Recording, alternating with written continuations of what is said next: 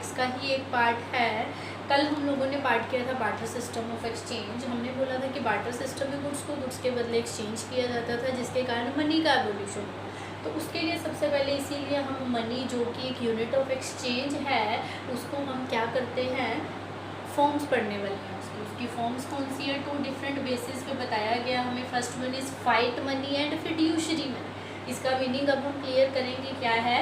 Fight money and fiduciary money ये एक base है। सेकंड बेस है full bodied money and credit money. Fight money and fiduciary money, देखो नाम से हमें अजीब सा वर्ड लग रहा है, तो अगर हम क्लियर करें तो सिंपल सी बात है, ऐसी मनी जो कि गवर्नमेंट के ऑर्डर्स के द्वारा या अथॉरिटी के द्वारा इशू की जाती है। लाइक हमारी इकॉनमी के अंदर जितनी भी मनी है, कोई रुपीज़ है, कॉइन्स हैं, जो गवर्नमेंट इशू करती है या आरबीआई इशू करता है, that is called fight money. 5 रुपये का नोट है, 10 रुपीज़ का, 500 का, 2000 का notes, these all are included in fiat money. Means fiat money is that which is issued by order और अथॉरिटी ऑफ द गवर्नमेंट। जो गवर्नमेंट की अथॉरिटी से या गवर्नमेंट के ऑर्डर से इशू की जाती है उसे हम क्या बोलते हैं, फाइट मनी। इसमें एग्जांपल्स हैं कॉइन्स जितने भी हैं या जितने भी हमारे करेंसी नोट्स हैं कंट्री के अंदर, that is included in fiat money.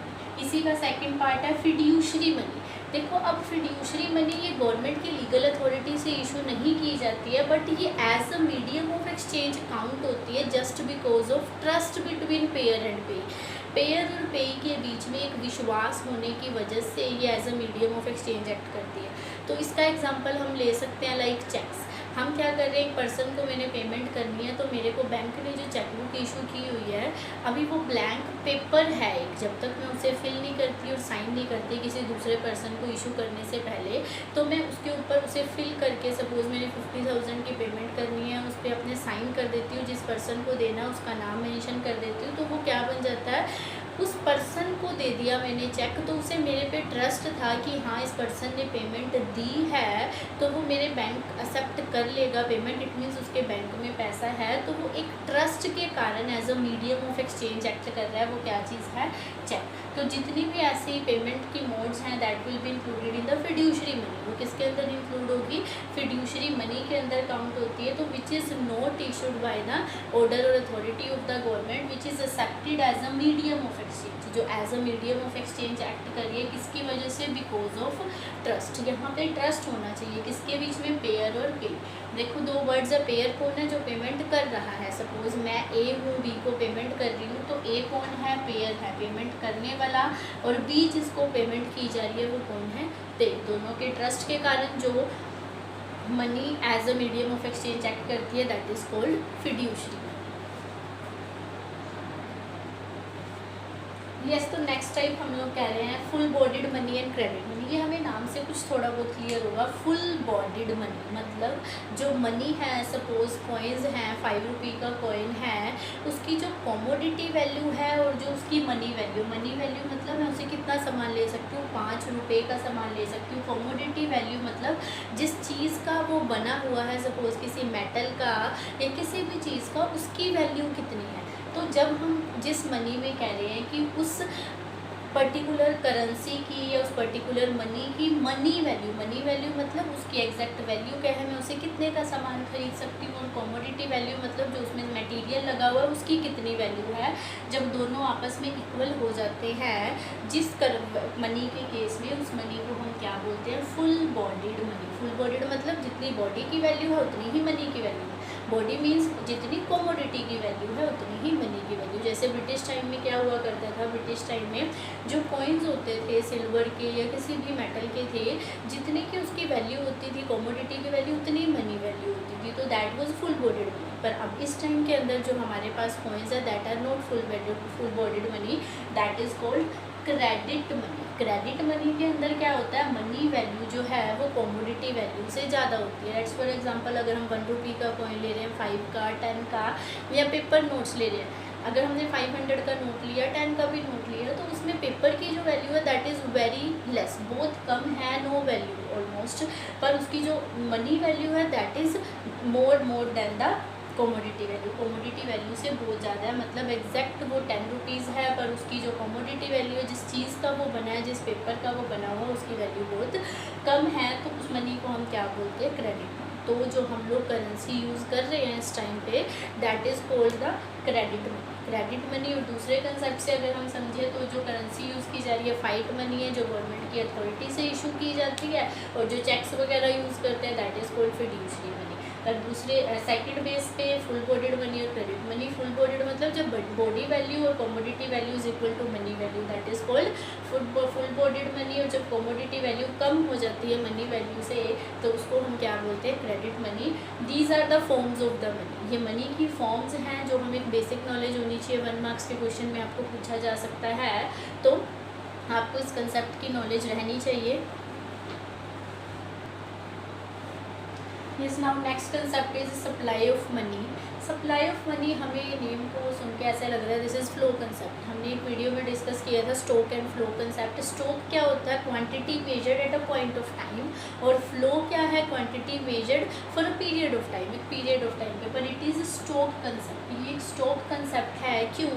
क्योंकि जो सप्लाई ऑफ मनी है that is called the money held by the people of the country. देश के लोगों के द्वारा कितना पैसा अपने पास रखा जाता है at a point of time, कि एक पॉइंट ऑफ टाइम में देश में जितनी भी पॉपुलेशन है उनके पास कितना मनी है in the form of cash, in the form of the currency notes, और वी कैन से उनके बैंक्स के अंदर जितनी मनी उनके डिपॉजिट्स हैं, ना कि हम बैंक की मनी की बात करें। लोगों का जितना भी पैसा है कैश की फॉर्म में या डिपॉजिट्स की फॉर्म में, या अदर हम मनी सप्लाई की फॉर्म पढ़ेंगे उसमें डिस्कस करेंगे। तो बेसिकली सप्लाई ऑफ मनी क्या है, it's a stock concept which is called the money held by the people. लोगों के द्वारा जो पैसा अपने पास रखा जाता है other than the suppliers, but इसमें सप्लायर्स का पैसा इंक्लूड नहीं करते हैं at a point of time. People मतलब सिर्फ पीपल की बात हो रही है यहाँ। सप्लायर्स, सप्लायर्स कौन है यहाँ पे वो हम नीचे वाले कंसेप्ट में देखते हैं। It does not include the money of suppliers. Suppliers is government और द बैंकिंग सिस्टम। तो हम कह रहे हैं कि जो सप्लाई ऑफ मनी है उसमें stock of money held by the government, government का जितना भी पैसा होता है, गवर्नमेंट को हमने टैक्सेस की फॉर्म में पैसा दिया या गवर्नमेंट की अदर जितनी भी इनकम होती है that is not included in the supply of money. सिर्फ लोगों का पैसा ही मनी सप्लाई में इंक्लूड होता है। सेकेंडली बैंकिंग सिस्टम के पास जितना भी पैसा पड़ा हुआ है एक्सेप्ट द डिपॉजिट्स, हम डिपॉजिट्स की बात नहीं कर रहे हैं लोगों के, बैंकिंग सिस्टम का अपने पास जो भी मनी पड़ी हुई है that is not included in the stock of the money. वो स्टॉक ऑफ मनी में इंक्लूड नहीं होता क्योंकि बैंकिंग सिस्टम और जो ये गवर्नमेंट है these are the suppliers of the money. ये गवर्नमेंट के ये मनी के सप्लायर्स होते हैं, इसीलिए जो सप्लाई ऑफ मनी है उसमें सिर्फ लोगों का पैसा ही इंक्लूड होता है, money held by the people, चाहे वो किसी भी फॉर्म में हो। वो भी हम नेक्स्ट टॉपिक के अंदर डिस्कस करेंगे। तो supply of money basically called the money held by the people of the country, not the suppliers of the money at a point of time. एक पॉइंट ऑफ टाइम पे जितना भी पैसा रखा जाता है it is stock concept. This is very important for the 1 marks question, and ये एक स्टॉक कंसेप्ट है rather than flow concept. But इसके अंदर हमारे पास जो गवर्नमेंट की मनी है वो इंक्लूड नहीं होती है, ना ही बैंकिंग सिस्टम की मनी इंक्लूड होती है। तो सप्लाई ऑफ मनी में सिर्फ लोगों का पैसा ही इंक्लूड किया जाता है।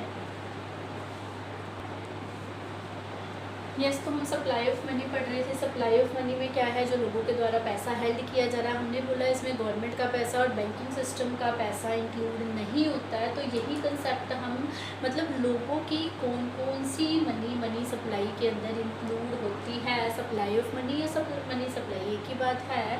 तो that is there are the 4 measures of money supply. Money supply के 4 मेजर्स है M1, M2, M3 and M4। पर हमारे सिलेबस में सिर्फ M1 है 12th के सिलेबस में, तो हम लोग सिर्फ M1 ही डिस्कस करेंगे। देखो M1 मनी सप्लाई, लोगों का पैसा क्या क्या चीज़ इंक्लूड हो रही है इसमें, currency plus demand deposits plus other deposits. C is currency, D is demand deposits and OD is other deposits. तो करेंसी में क्या क्या है हमारे देश के अंदर, जो हमने फाइट मनी में पढ़ा था, जितनी भी करेंसी इशू हो रही है गवर्नमेंट की अथॉरिटी से, ऑर्डर से, coins and the paper notes, जो कि लोगों के पास जितनी भी कॉइन्स की फॉर्म में या पेपर नोट्स की फॉर्म में मनी हेल्ड की जाती है that is include in the C, that is included in M1 form of money supply. And the next is DD। मैंने बोला कि हम लोग जो अपनी मनी है बैंक में भी डिपॉजिट कराते हैं सेविंग्स की फॉर्म में या अदर डिपॉजिट्स बैंक में, हम कौन कौन से सेविंग्स FD या फिर RD किसी भी फॉर्म में हम करंट डिपॉजिट्स की फॉर्म में जो मनी डिपॉजिट्स रखते हैं बैंक के पास, वो भी हमारी M1 मनी सप्लाई में इंक्लूड होता है, that is demand deposits. Third one is OD। OD means other deposits. देखो लोगों के पास जो करेंसी है कॉइन की फॉर्म में, नोट्स की फॉर्म में, या फिर डिमांड डिपॉजिट्स जो उन्होंने बैंक के पास मनी डिपॉजिट कराई है कमर्शियल बैंक्स के पास, उसके अलावा अदर डिपॉजिट्स में 3 पार्ट्स आते हैं जो हमेशा कंफ्यूज करते हैं स्टूडेंट्स को, तो be alert and this is very important topic. DD with RBI of public financial institutions. Like हमारे देश का जो RBI है, सेंट्रल बैंक जो है RBI, उसके पास जो डिपॉजिट्स होते हैं किसके, पब्लिक फाइनेंशियल इंस्टीट्यूशंस। हमारे देश में कुछ पब्लिक फाइनेंशियल इंस्टीट्यूशंस होते हैं लोगों के लिए ही जो बनाए जाते हैं, लाइक NABARD है, national bank for agriculture and rural development, वो भी कुछ पैसा RBI के पास डिपॉजिट करा के रखते हैं, that is included in other deposits. DD means demand deposits with RBI, Reserve Bank of India. हमारे RBI के पास जो हमारे देश का फाइनेंशियल इंस्टीट्यूशंस हैं, public financial institutions like NABARD, वो जो मनी डिपॉजिट कराते हैं RBI के पास, that is DD with RBI, को अदर डिपॉजिट्स में इंक्लूड होता है। सेकंड पार्ट इसमें और क्या आता है, कई बार क्या होता है फॉरेन बैंक्स भी जो हैं, या फिर फॉरेन के सेंट्रल बैंक, फॉरेन का जो सेंट्रल बैंक है, जैसे हमारे देश का सेंट्रल बैंक RBI, इसी तरह फॉरेन के सेंट्रल बैंक्स या फिर फॉरेन की गवर्नमेंट हमारे देश की रिजर्व बैंक के पास जो मनी डिपॉजिट कराती है, that is included in the demand deposits, वो भी डिमांड डिपॉजिट्स के अंदर इंक्लूड होता है। The last one is demand deposits of international financial institutions. यहाँ पे लोकल फाइनेंशियल इंस्टीट्यूशंस की बात हो रही थी, this is international, like world bank या इंटरनेशनल मॉनिटरी फंड, वो भी RBI के पास कुछ डिपॉजिट्स करा देती है समटाइम्स, तो this is included in other deposits. तो हम लोग बात क्या कर रहे थे कि हमारे देश में जो मनी सप्लाई है, हमने बोला लोगों के पास जो पैसा हेल्ड किया जाता है लोगों के द्वारा, that is included in money supply. तो हमारे सिलेबस में सिर्फ M1 मनी सप्लाई है जिसके 3 पार्ट्स हैं, C currency, D demand deposits and OD is other deposits. तो लोगों के पास जो करेंसी की फॉर्म में पैसा है, या उन्होंने बैंक में जो मनी डिपॉजिट कराई है, या RBI के पास फाइनेंशियल इंस्टीट्यूशंस का, या फिर अदर सेंट्रल बैंक्स या फॉरेन की गवर्नमेंट ने कुछ पैसा रखा हुआ है, या इंटरनेशनल फाइनेंशियल इंस्टीट्यूशंस का, तो वो अदर डिपॉजिट्स में इंक्लूड होता है। And this is very important topic, supply of money. जो लोगों ने मनी हेल्ड की हुई है उसकी form of supply of money की फॉर्म है M1, जो हमारे सिलेबस में वैसे 4 फॉर्म्स हैं, M1, M2, M3, M4। M1 में C plus DD plus OD include होता है। And the last topic of this chapter is, अभी हमने सप्लाई ऑफ मनी पढ़ा कि जो लोगों ने मनी हेल्ड की हुई है, करता कौन है ये money supply, who supplies money. इसके 3 पार्ट्स हैं, सेंट्रल बैंक, कमर्शियल बैंक और गवर्नमेंट। सेंट्रल बैंक हमें पता है जो जितने भी हमारे कमर्शियल बैंक्स हैं, जितने भी देश के अंदर बैंक्स हैं, उनको कंट्रोल करता है रिजर्व बैंक ऑफ इंडिया। ये क्या करता है, देश के अंदर जितनी भी करेंसी है, जो हमने कहा कि legal money that is issued in the country, notes हैं, जितने भी नोट्स हैं हमारे, एक्सेप्ट 1 रुपी नोट, 1 रुपी के नोट को और कोइंस को छोड़ के जितनी भी करेंसी है, 500 का, 2000 का, 200 का, या 10 रुपीज़ का note, except 1 rupee note and the all the coins in the country, उनको छोड़ के जितने भी नोट्स है सब सेंट्रल बैंक इशू करता है। It has a soul authority of issuing currency in the country. इसके पास सोल अथॉरिटी होती है देश के अंदर करेंसी को इशू करने की, सेंट्रल बैंक। तो एक पार्ट है जो मनी को सप्लाई करता है, that is the central bank, reserve Bank of India. Next one is commercial bank. देखो कमर्शियल बैंक से सेंट्रल बैंक की तरह करेंसी तो इशू नहीं करता है, पर it helps in the creation of money through demand deposits. ये डिमांड डिपॉजिट्स के थ्रू मनी को क्रिएट करने में हेल्प करता है। This will be discussed in the next chapter. ये हम लोग डीपली नेक्स्ट चैप्टर में डिटेल में पढ़ेंगे, creation of money by the commercial banks. पर एक्चुअल में करेंसी, नोट्स या कॉइन्स कमर्शियल बैंक्स कुछ भी इशू नहीं करता है। It only helps in the creation of money through demand deposits. सिर्फ डिमांड डिपॉजिट्स के थ्रू ही मनी की क्रिएशन में हेल्प करता है। Last is the government of India. जो हमारे देश की गवर्नमेंट है वो क्या क्या चीज़ इशू करती है, अभी हमने ऊपर पढ़ा, जितने भी कॉइन्स हैं या फिर 1 रुपी का नोट जो है, it is issued by the government of India. Finance ministry भी बोल सकते हैं जिसे हम। इंडिया की गवर्नमेंट इशू करती है कॉइन्स और 1 रुपी नोट, बाकी सारी बची हुई करेंसी सेंट्रल बैंक इशू करता है, और कमर्शियल बैंक मनी की क्रिएशन में हेल्प करता है थ्रू डिमांड डिपॉजिट्स। तो हु सप्लाइज मनी, अगर आपको पूछा जाता है नोट्स कौन इशू कर रहा है, एक्सेप्ट 1 रुपी नोट तो सेंट्रल बैंक, और अगर कॉइन्स हम बात करते हैं या फिर 1 रुपी का नोट तो गवर्नमेंट। ये वाइवा में पूछा जा सकता है, this is very important for viva point of view. और commercial bank helps in the creation of money through demand deposits.